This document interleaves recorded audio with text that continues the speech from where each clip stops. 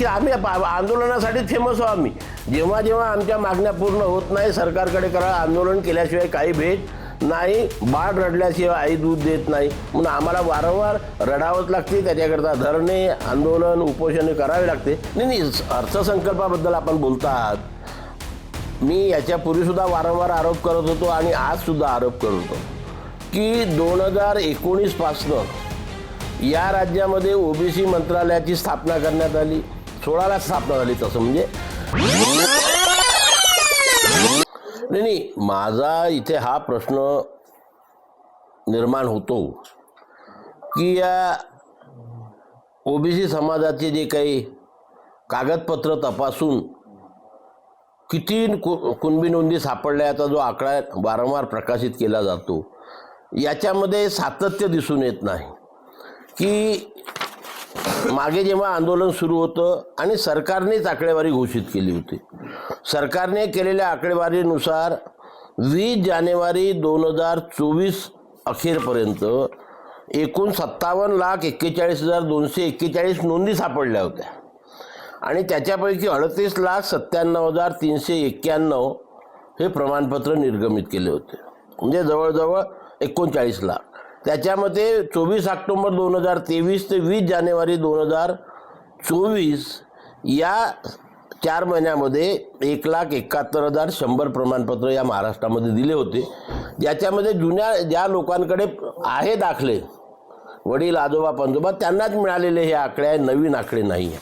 आणि म्हणून आता एक नवीनच आकडेवारी पुढे आलेली आहे की 48 लाख नोंदी सापडल्या आणि 12 लाख प्रमाणपत्र दिले. आता ह्या 48 लाखाचा आकडा कुठून आला आणि 12 लाखाचा आकडा कुठून आला, या आकडेवारीमध्ये कुठेही ते मेळ जुळत नाही. आणि म्हणून काय सत्य परिस्थिती आहे हे वारंवार जे आम्ही मागणी करतो की सरकारने 3 तक्त्यामध्ये आकडेवारी जाहीर करावी.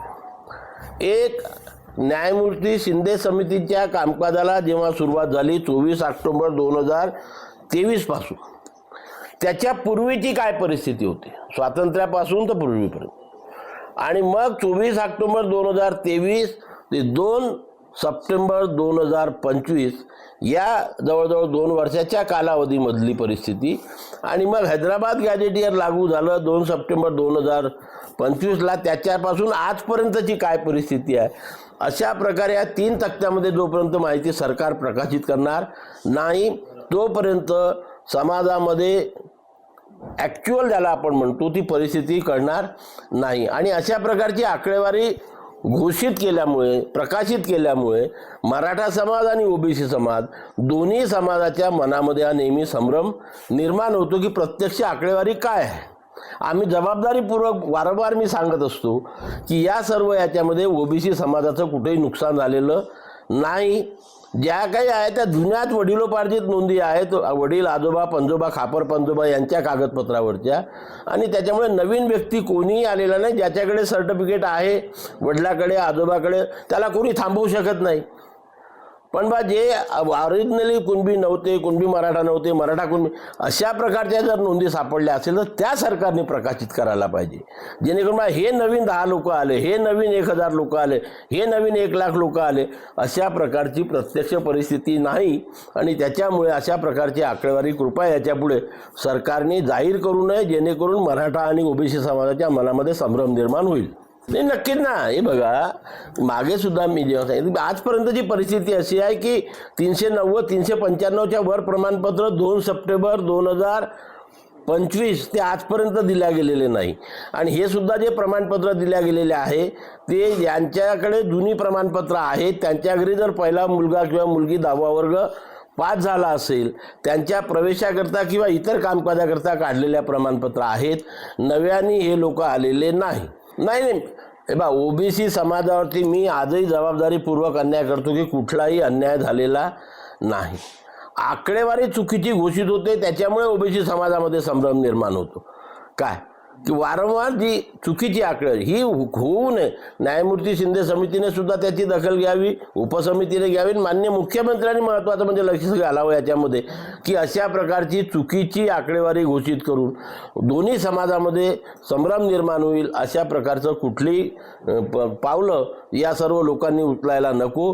जबाबदारीपूर्वक सांगा. मी ज्याप्रमाणे म्हणतो की 23 ऑक्टोबर 2023च्या पूर्वीची काय परिस्थिती आहे, 23 ऑक्टोबर 2023 ते 2 सप्टेंबर 2025 पर्यंतची काय परिस्थिती आहे आणि 2 सप्टेंबर 2025 ते आजपर्यंतची काय परिस्थिती आहे, या 3 तक्त्यामध्ये जर सरकारने माहिती दिली तर कोणाच्याही मनामध्ये संभ्रम राहणार नाही. नाही, अर्थसंकल्पाबद्दल आपण बोलता आहात.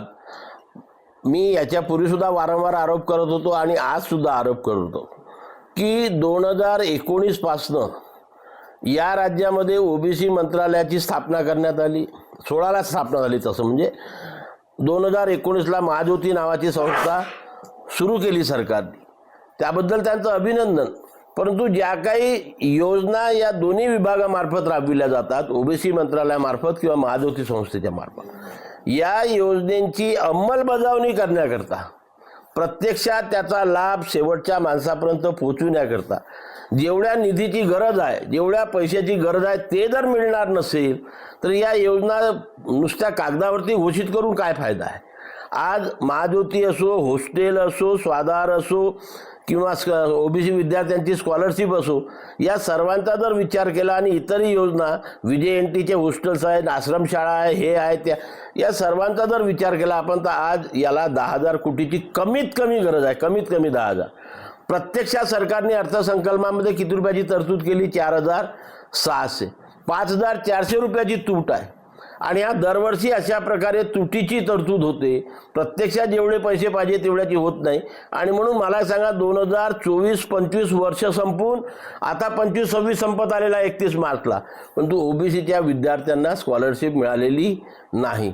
ज्यांना जे लोक PhD करून राहिले संशोधक, त्यांना जो शिष्यवृत्ती किंवा प्रोत्साहन भत्ता दिला जातो, फेलोशिप दिली जाते, त्या फेलोशिपची राशी 3-3, 4-4 वर्षापासून विद्यार्थ्यांना मिळत नाही.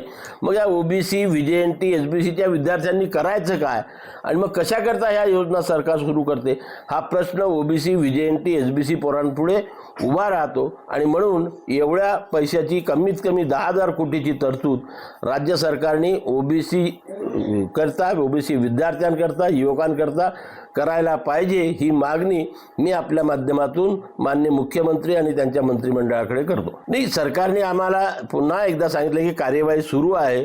थोडा वेळ मागितलेला आहे. हे वर्ष निवडणुकीचं वर्ष असल्यामुळे वारंवार आचारसंहिता या राज्यामध्ये लागू झालेल्या होत्या. 1-2 महिन्याचा अवधी सरकारने मागितलेला आहे.